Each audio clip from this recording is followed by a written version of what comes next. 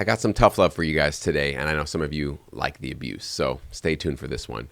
This is coming off of the heels of an interaction I just had on LinkedIn where I was sharing some of my recent results, showing that I'm kind of nearing around 9,000 total placements in my career, which I'm really proud of, really excited for, but also was just giving some encouragement to those of you that are seeing maybe a zero or a less than 50 number in your current totals in terms of how many placements you received so far.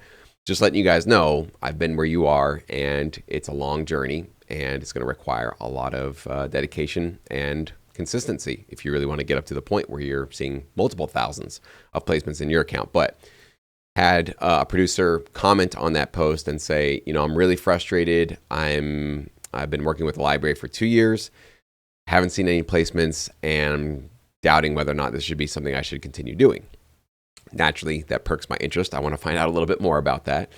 So I asked him, how many tracks have you submitted to that company? And are you in regular conversations with them in terms of what they need right now? What are they looking for? What are their clients looking for, right? Do you have an active relationship? Or, did you just drop off a couple of tracks and you're expecting something to happen?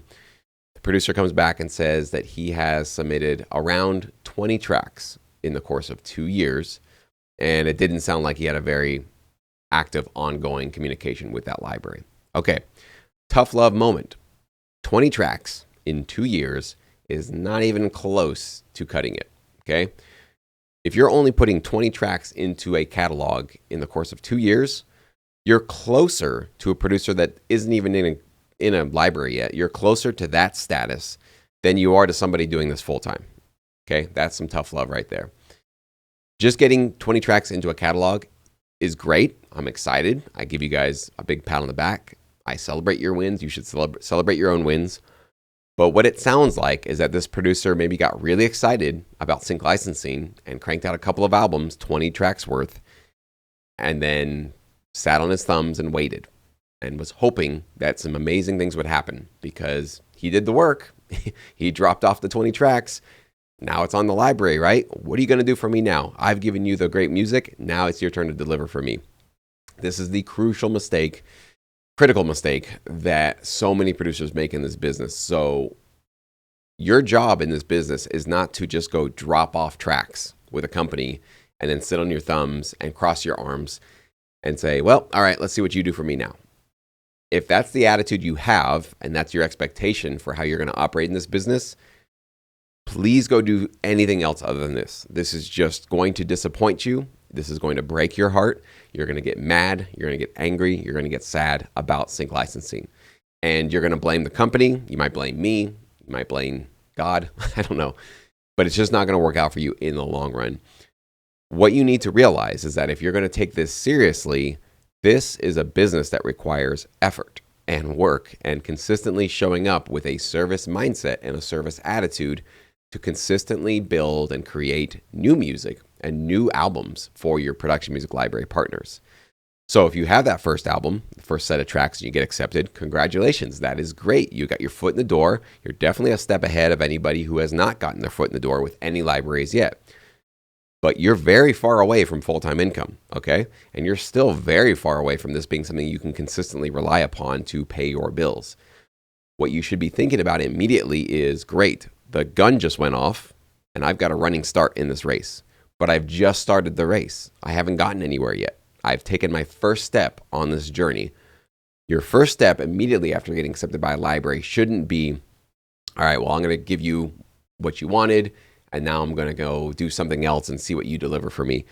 You should see that as an opportunity and an invitation to create a relationship with the production music library that accepted you, which means you should immediately ask the library CEO or the representative, what do you guys want now? Do you want more of what I already gave you? What are your clients looking for at the moment? What kinds of projects are coming up online for you? What do you anticipate is going to be popular in the next 3 to 6 months? Is there something in your catalog that you feel if you had a little bit more of that, you would get more placements? These are the kind of questions that you, the producer, should be taking it upon yourself to ask a library CEO. Do not, I repeat, do not be passive in this business. Getting accepted and then going quiet, right? Get accepted, sign your deal, send them over the wave files, the alt mixes, the stems, metadata, sign the contract, do all the things you need to do. and take it upon yourself to initiate more of a conversation with your libraries and ask them what you should be working on for your next set of tracks. You do not want to send tracks to them that may or may not get placements in the next 5 to 10 years. You want to send them tracks that are relevant, that are necessary, and that are high in demand this quarter, this month even, if you can possibly hit that kind of a need. So if you're not into this for having those conversations, if you're not in this for cranking out new tracks, if you're not in this for producing music, right? If you're going to call yourself a music producer, you better be willing and able and ready to consistently do exactly that. Get into your studio and produce more music, always, consistently.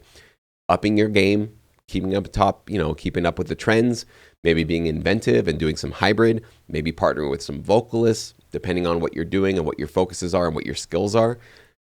But if you're not in this for work and consistency, please don't be surprised in a year or 2 years that you're not seeing many results.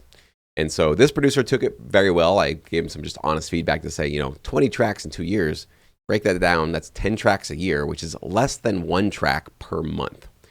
I'm sorry, that is not a pace that's going to turn anything. He's not going to turn any of that into a substantial form of income for yourself that you could even potentially rely upon. What's the number that would be more realistic? Again, don't get so married to numbers that thinking that hitting some arbitrary number grants you full-time income. That is not the case. But I told him you should be shooting for 50 to 75, maybe even up to 100 tracks per year, right? Which puts you around 1 to 2 tracks per week, produced, mixed, mastered, completed, right?